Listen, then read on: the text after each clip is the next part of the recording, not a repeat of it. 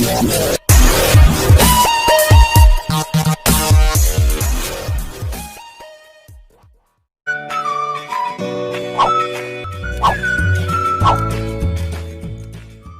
Friends, मैं hero Kumar हाजिर हूँ एक नए टॉपिक के साथ।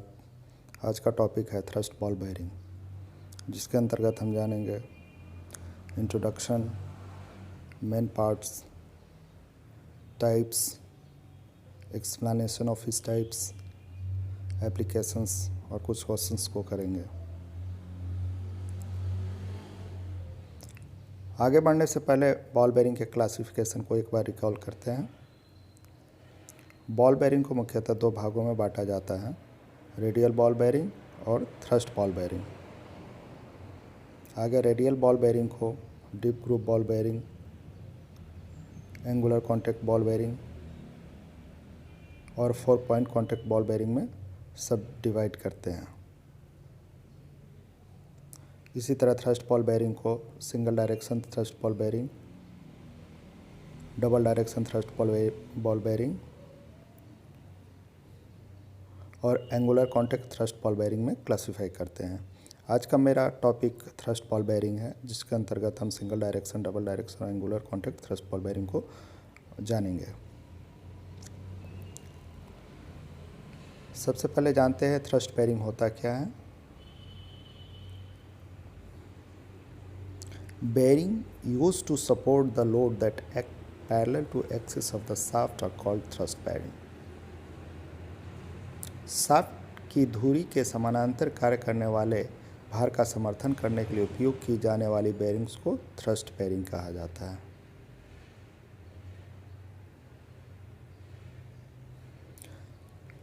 Thrust bearing is a particular type of rotary bearing. Same like other bearing, it is rotated permanently between parts, but it is designed to support predominantly axial load. Thrust bearing एक विशेष प्रकार का rotary bearing है। अन्य बेयरिंगों की तरह वे स्थायी रूप से भागों के बीच घूमते हैं, लेकिन उन्हें मुख्य रूप से अक्षीय भार का समर्थन करने के लिए डिजाइन किया जाता है।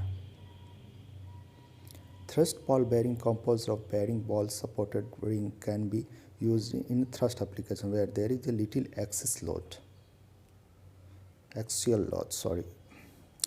थ्रस्ट बॉल बेयरिंग जो बेयरिंग बॉल सपोर्ट रिंग से बना होता है का उपयोग कम थ्रस्ट अनुप्रयोगों में किया जा सकता है, जहाँ थोड़ा अक्षीय भार होता है।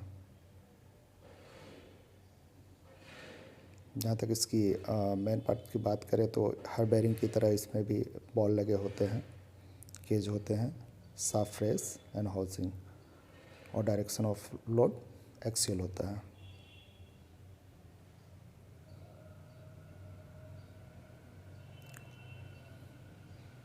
आगे इसकी क्लासिफिकेशन की बात करते हैं। थ्रस्ट बॉल बेयरिंग को single direction thrust ball bearing, double direction thrust ball bearing और angular contact thrust ball bearing में डिवाइड करते हैं। Single direction thrust ball bearing क्या होता है, इसको समझते हैं।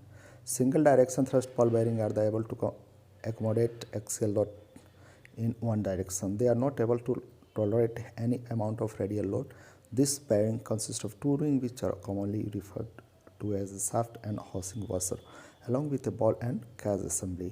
Single direction thrust ball bearing एक दिशा में अक्षीय थ्रस्ट लोड को समायोजित करने में सक्षम है। वे रेडियल लोड की किसी भी मात्रा को सहन करने में सक्षम नहीं है। इन बेयरिंग में दो रिंग होते हैं, जिन्हें आमतौर पर बॉल और केज असेंबली के साथ शाफ्ट और हाउसिंग वाशर के रूप में जाना जाता है। They also have a aligning sets which enable to bearing to tolerate initial misalignment. इनके पास संरक्षित सीट होती है जो बेयरिंग की प्रारंभिक मिसअलाइनमेंट को सहन करने में सक्षम बनाती है। The balls which are used as a rolling element in thrust ball bearing enabling outstanding performance at the highest speed. Thrust ball bearing में रोलिंग तत्व के रूप में उपयोग की जाने वाली बॉल उच्चतम गति पर उत्कृष्ट प्रदर्शन को सक्षम बनाती है। This bearing have a separable design to facility easy mounting, dismounting and bearing inspection. This is also mean that they are easily interchangeable. आसान माउंटिंग डिसमाउंटिंग और बेरिंग निरीक्षण की सुविधा के लिए इन बेरिंग में एक अलग करने योग्य डिज़ाइन है। इसका मतलब यह है किसी भी समय आसानी से इंटरचेंजेबल होते हैं। Double direction thrust ball bearing. Double direction thrust ball bearing are able to accommodate axial thrust load in both directions. They are not able to tolerate any amount of radial load.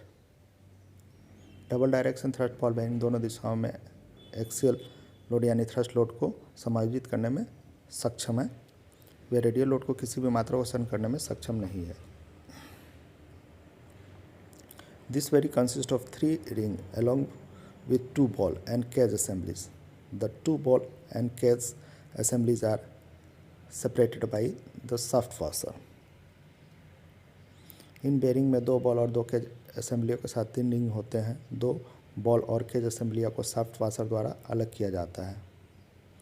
The ball which are used as rolling element in this type of bearing enabling outstanding performance at the highest speed. इस प्रकार की bearing में rolling तत्व के रूप में उपयोग किए जाने वाले बाजू उच्चतम गति पर उत्कृष्ट प्रदर्शन को सक्षम करती है।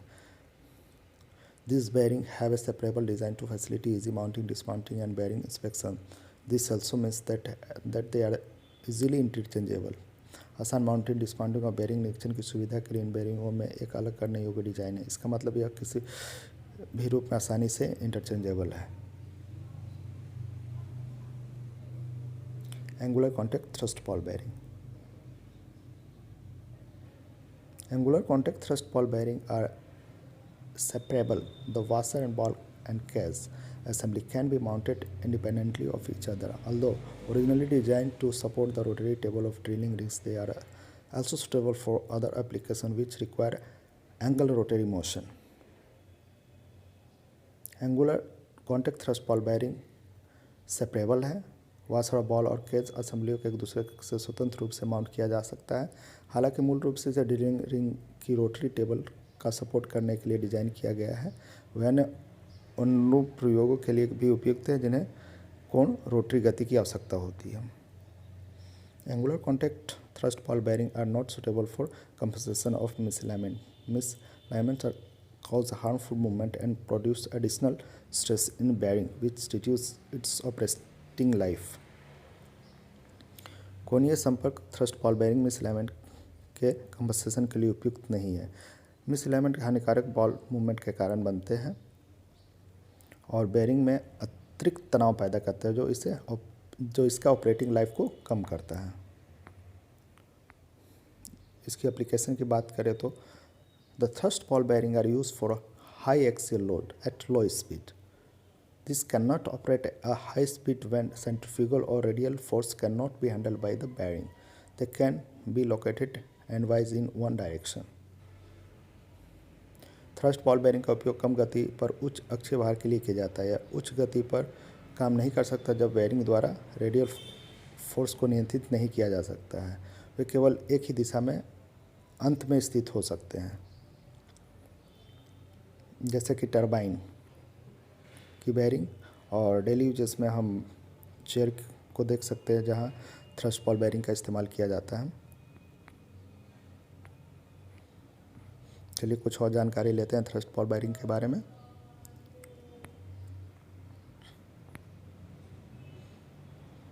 Thrust ball bearing collar type.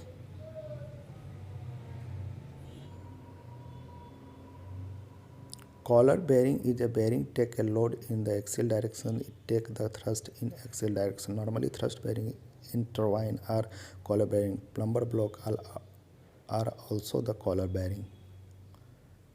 Collar bearing एक बेरिंग है जो अक्षीय दिशा यानी एक्सियल डायरेक्शन में भार लेता है या अक्षीय दिशा में जोड़ लेता है।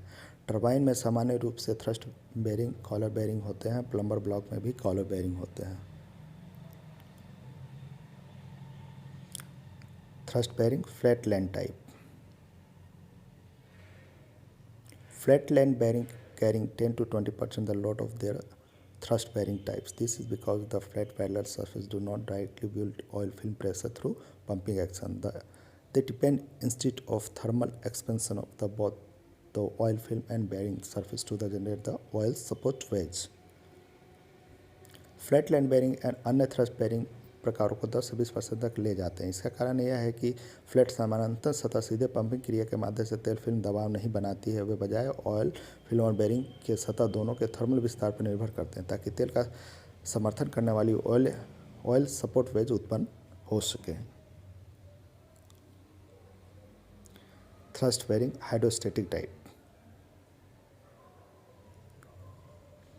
Hydrostatic bearings are the extremely pressurized by means of the lubricant fluid feed under pressure from the external source. Usually, a pump circular step bearing are the most common type of hydrostatic thrust bearing.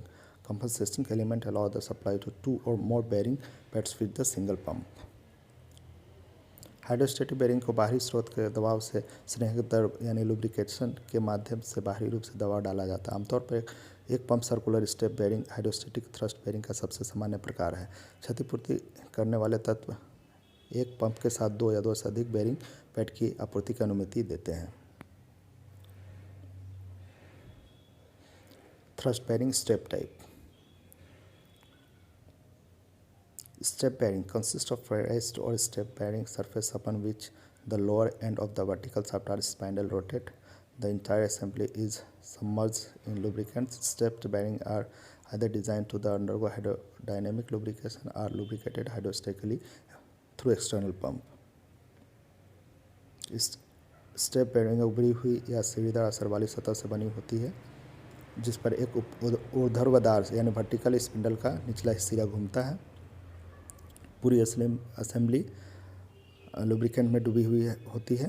Step bearing या hydrodynamic स्नेहक से गुजरने के लिए design किए गए hydrostatic रूप से लुब्रिकेटेड होते हैं।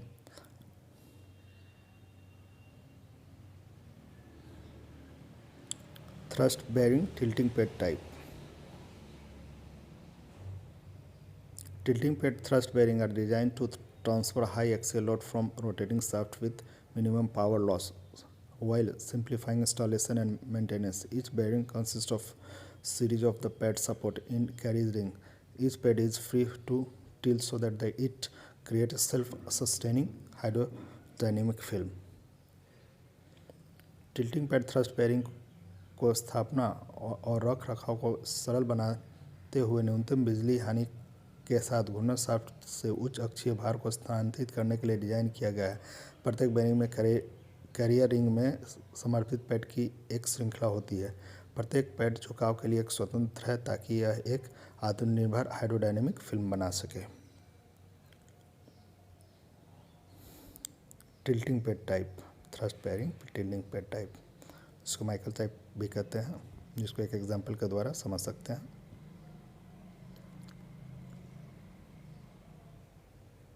थैंक यू दोस्तों।